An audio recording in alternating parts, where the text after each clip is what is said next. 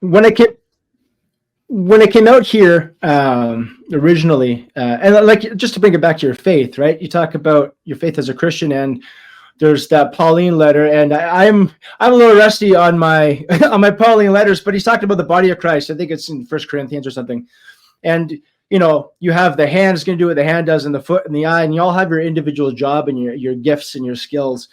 And when I came out here, I thought, how can I fight? At my core, that's who I am. I'm a fighter, and that's what I do. And I thought I could do a lot more with my camera than I can with my fists. So let's just fight that way. And it reminds me. It reminds me of what you said. And so this was covering the protests, of course. But you said something in a call one time that really stuck with me, and it was. I like protests. Protests are great. You should protest. But what a protest is saying is you're in charge and I don't like what you're doing. What I want to say now is we're in charge. Can you elaborate on that for us? Yeah, this is a really important point, and it's one that the freedom movement really struggles with, right? Because what happened with the convoy was absolutely beautiful. It was the organic rising up of people across Canada to say, no, enough. We're not doing this anymore. And that was beautiful. But the only thing they knew how to do was protest. And so they showed up in Ottawa and they protested. And eventually it was like, well, if they don't do what we want, what's the next step? And I think there's still a lot of people trying to relive the glory of that protest. And we see it happening all the time. They're constantly trying to start another convoy. People are still doing protests. But my message to people is protesting is only the first step. If we don't like what's happening in our society, we have to be the ones making the decisions. And it's really hard for people because, frankly, most people are pretty lazy and they want other people to fix their problems. And even conservative people are quite lazy. And going back to what I said a little bit earlier about myself, people will say, well, I don't like David Parker, so I'm not going to show up. Well, who cares how you feel about David Parker? Do you like what's happening? I'll give an example. The Alberta pension plan. Right now, we're trying to hold Take Back Alberta was hosting meetings for the Alberta pension plan across the province. And what we kept hearing was, well, I don't want to sign because it's Take Back Alberta. I don't want to be involved with David Parker. And so Take Back Alberta is not going to be hosting the meetings anymore just because of that. But the thing is, they weren't saying that because of any other reason than actually they don't want to do anything. And they found an excuse. Well, I don't like that person, so now I'm just not going to do anything. But you have to ask yourself, why does it matter how you feel about other people? What about the mission?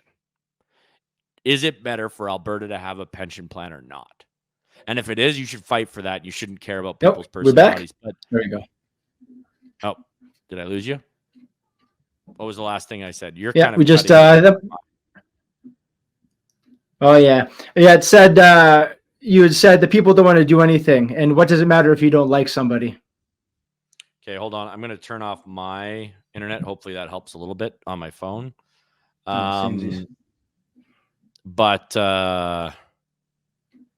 yeah. So I don't think it should matter whether you like other people or not. And that's a big flaw that most people have when it comes. And that goes back to leadership, right? If you're following someone because you want them to fix problems and you're supporting someone because you want them to fix problems, and then you suddenly don't like that person anymore, then you're going to lose hope. You're going to be like, oh, it's done. There's nothing that can be done. Well, that's stupid, right? If you believe in a project, you shouldn't care about how you feel about the leader. I'll give an example. I am a Catholic. I converted to Catholicism when I was 25, and I don't like the Pope. I don't agree with him. I don't agree with what he's saying about Christianity, but there's been a lot of hope. But that's the mentality that we have, I would say, particularly in the Western world. But in the freedom movement, it's really bad because for obvious reasons. Freedom people don't like to be told what to do. That's why we're freedom people. And they like to do things their own way, and they like to go their own way. But that's why we keep getting beat, because everybody comes up with a new plan and it's all these little leaders running around. Well, instead of a whole bunch of little leaders running around, what if we all said, we're going to do this thing like we did with Jason Kenney, like we did with Danielle Smith, like we did with the board of the United Conservative Party, like we did in the election. People got together and they said, you know what? We're just going to do something together. And they did. And that's what we need to keep doing. And I think the problem is right now, particularly with the freedom movement, we've lost a direction. We don't know what we're trying to achieve anymore. And so everybody's off running around doing their own thing. I think that if we wanted one objective, it should be the greatest democracy on the face of the planet. And we all work towards that.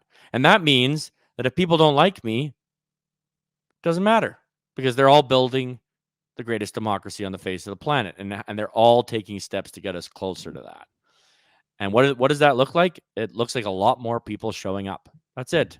And people are like, well, I don't know how the system works. And I don't know politics. I don't like politics. Who cares whether you like it or not? Just show up and learn how it works. I don't like exercising.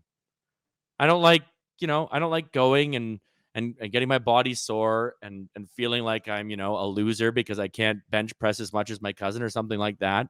But at the end of the day, my feelings about exercise are irrelevant. I need to be a good example for my son about what a man does to take care of his body. And so that's what I have to do. And it's the same with politics. It's not about your feelings. If you will let it be about your feelings, then you're going to be manipulated by propaganda. And that's what's happening in our society, is everybody's talking about their feelings, and our society's crumbling.